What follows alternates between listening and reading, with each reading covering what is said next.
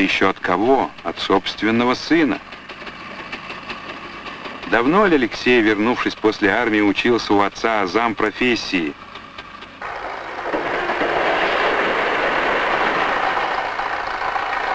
Потом собрал молодежную бригаду, и отец лично шествовал над молодыми.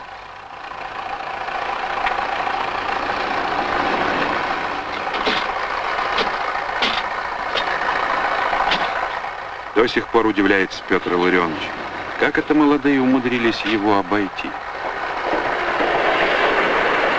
Одно утешает, что лавры победителей все равно останутся в семье Коноваловых.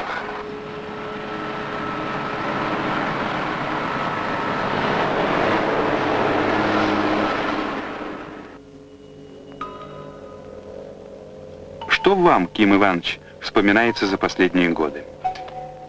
Самым запомнился мне вот конкурс в Минске на лучшую концертную программу, посвященную столетию Ленина.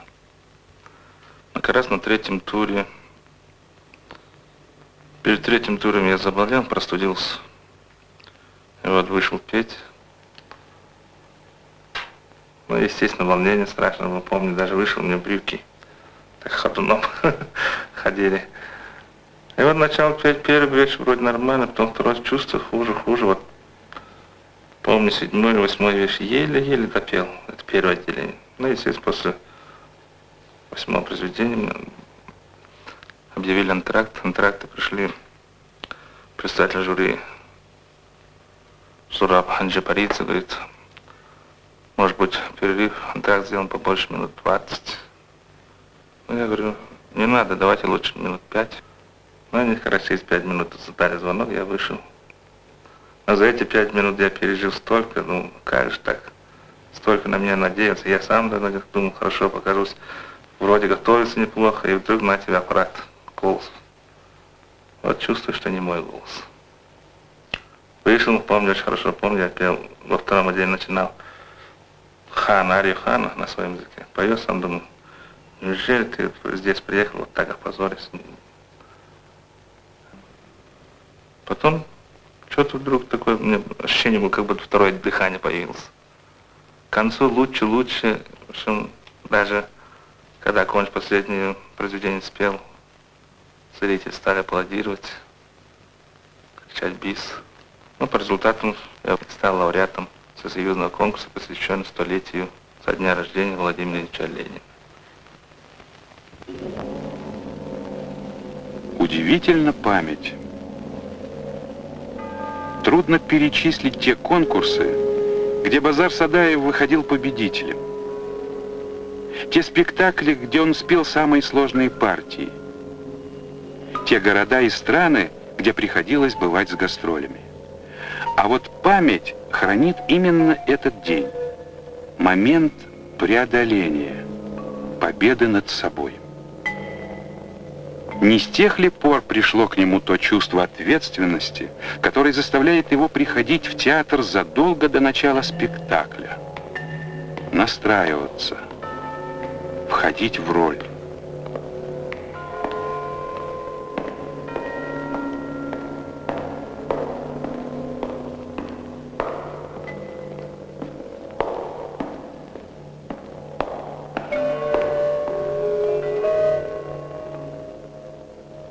Сегодня Киму Ивановичу предстоит петь партию Атиллы в одноименной опере Верди.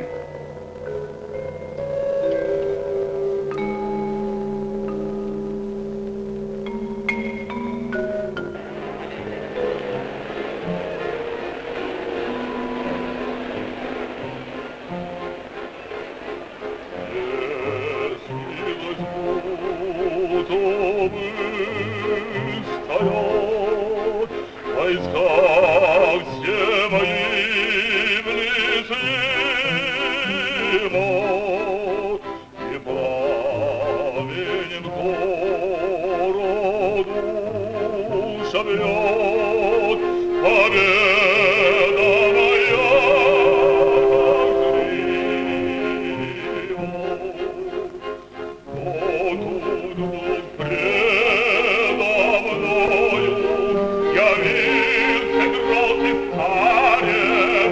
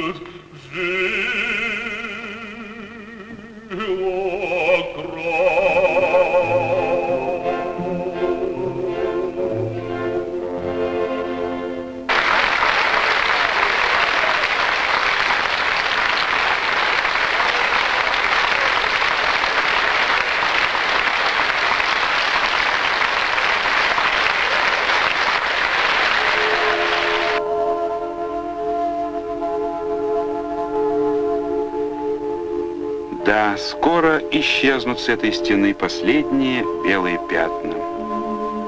Она все гуще заполняется лицами, фигурами, сценами.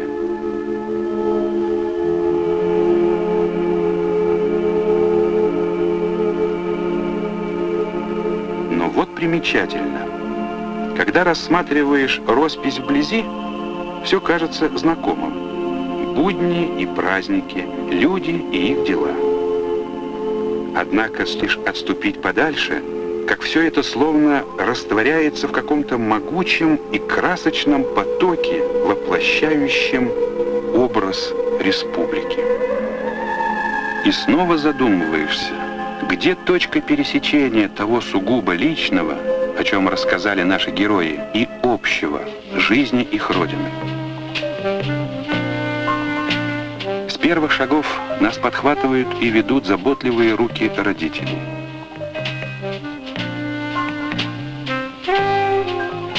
Чем мы старше, тем больше вокруг тех, кто радуется нашим удачам, учит по-своему видеть мир.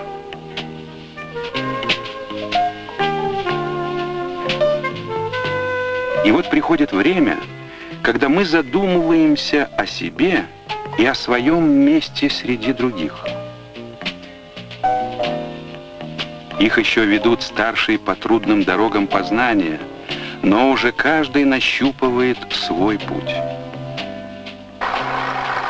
Так может, тот час, когда сын принимает в наследство профессию отца, и есть момент приобщения семейной истории к жизни республики.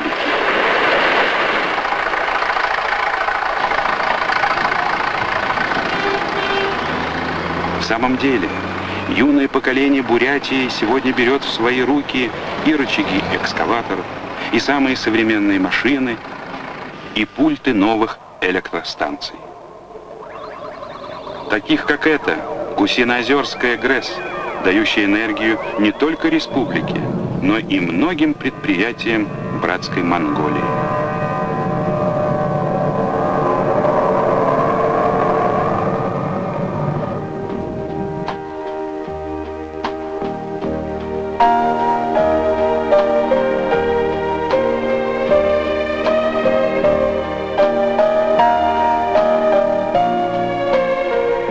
Лет назад Маркс Васильевич составил личный план исследований на будущее.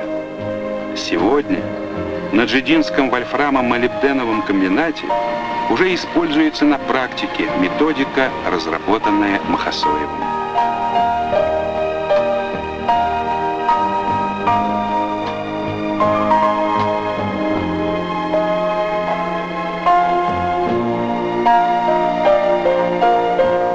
Пришел черед иных масштабов. Решаются проблемы разработки новых крупных месторождений, открытых геологами. В горах Бурятии скрыты уголь, руды ценнейших металлов, чуть ли не вся таблица Менделеева. Только путь к ним пока недоступен.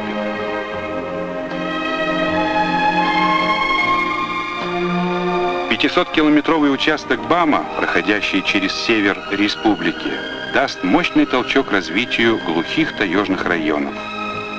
Сегодня тоннели Байкальский и Северомуйский – ключи от БАМа. Проходчики уходят на смену. Нет, не только чтобы пробить дорогу на ту сторону хребта, открыть дорогу в будущее республики.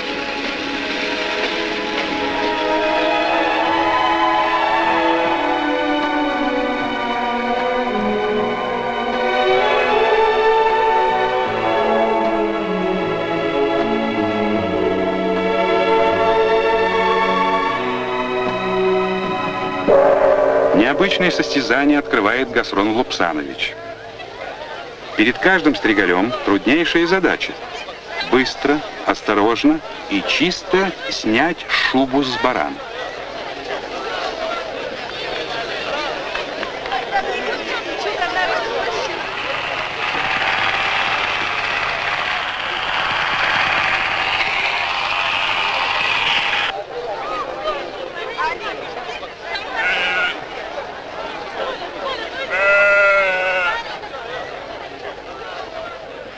Вот оно, Баргойское золотое руно. Кому, как не Чебану, быть главным судьей на этом состязании? Сотни овец, которые ежегодно выращивает семейная бригада Рабдаевых, весомый вклад в успехи республики. Осень — время итогов. Как умножить богатство бурятской степи? Об этом сейчас разговор на многих совещаниях и встречах животноводов.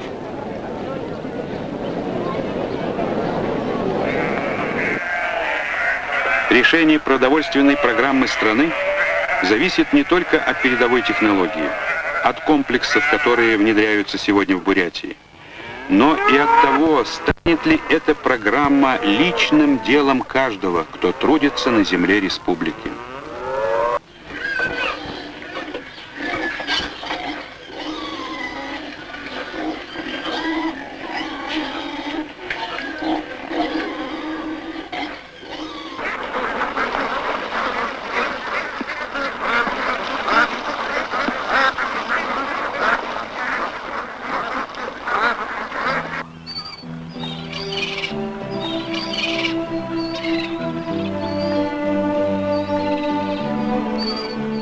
Знатный завтрак на рыбацком стане.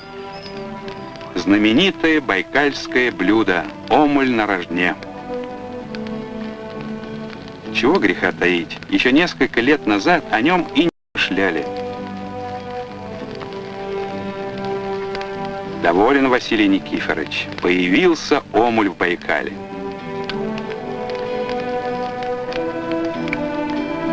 И это не случайность, не прихоть природы. Постановление ЦК КПСС и Совета министров СССР о сохранении и рациональном использовании природных богатств озера Байкал заставили по-новому взглянуть на проблемы, связанные с охраной этого уникального творения природы.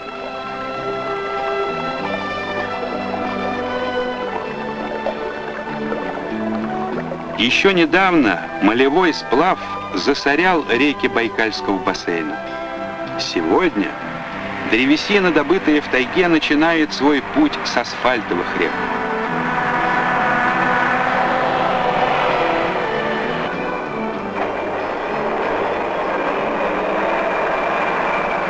Здесь, в Усть-Баргузине, такие вот пачки очищенных деревьев связываются в гигантские сигары.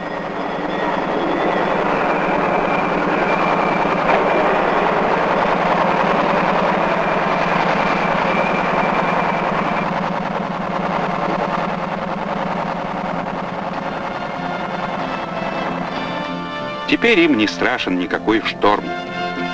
И мощные буксиры доставят их в сохранности на комбинаты и железнодорожные станции.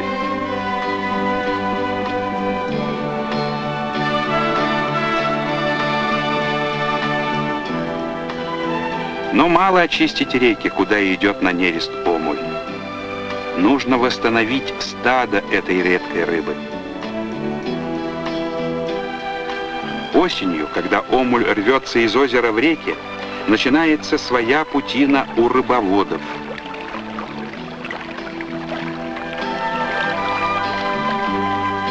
Отбор самых лучших производителей.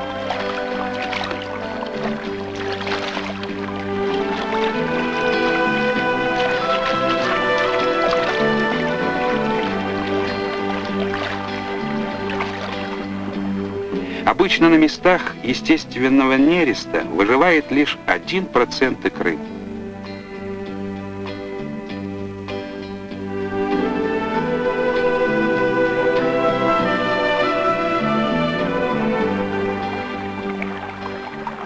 Рыборазводный завод — особый инкубатор.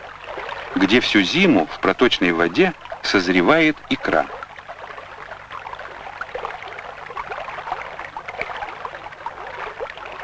Свыше миллиарда мальков каждую весну начинают отсюда свою самостоятельную жизнь в водах озера.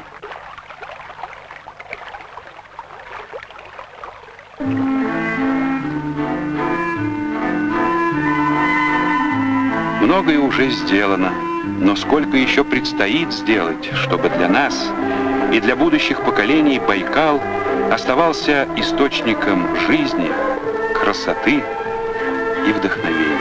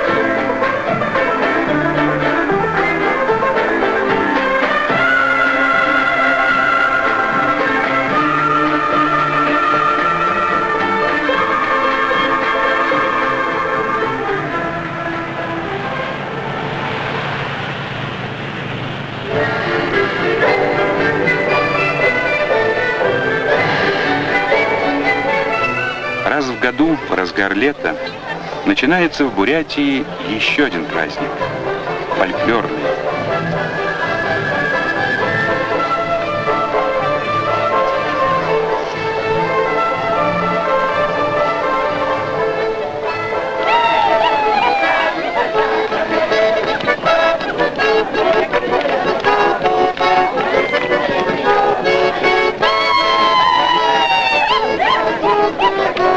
Старинные русские припевки.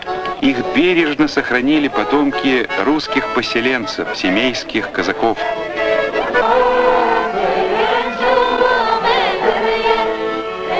Бурятский танец йохар. Разные народы живут в республике. Буряты и русские, эвенки, украинцы, татары.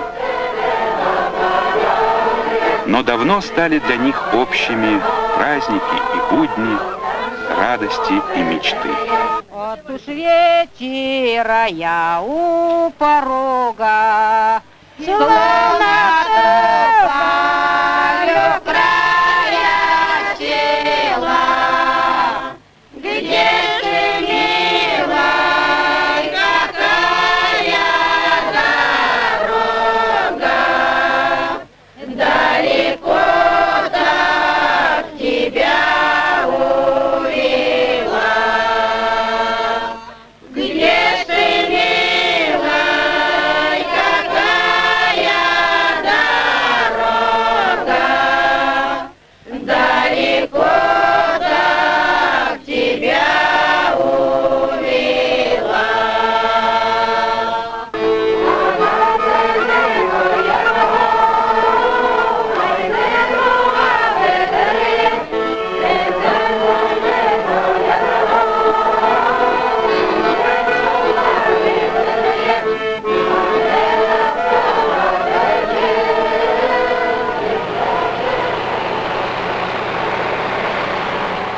Последние штрихи на фасаде театра. И скоро уже этот занавес распахнется перед зрителями.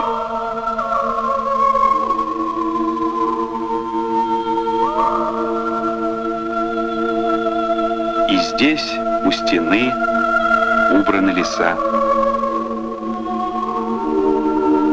Закончен долгий и нелегкий путь.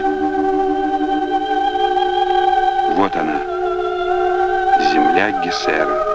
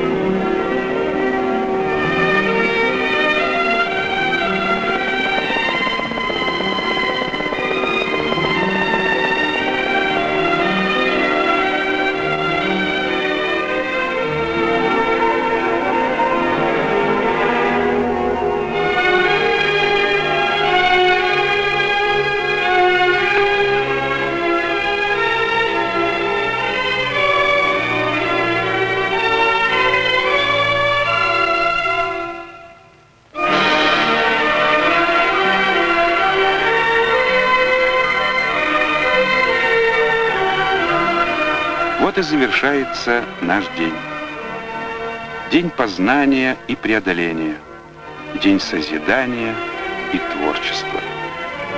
У каждого он свой. Но сливаясь воедино, эти дни рождают День Республики, ее уверенное движение в будущее.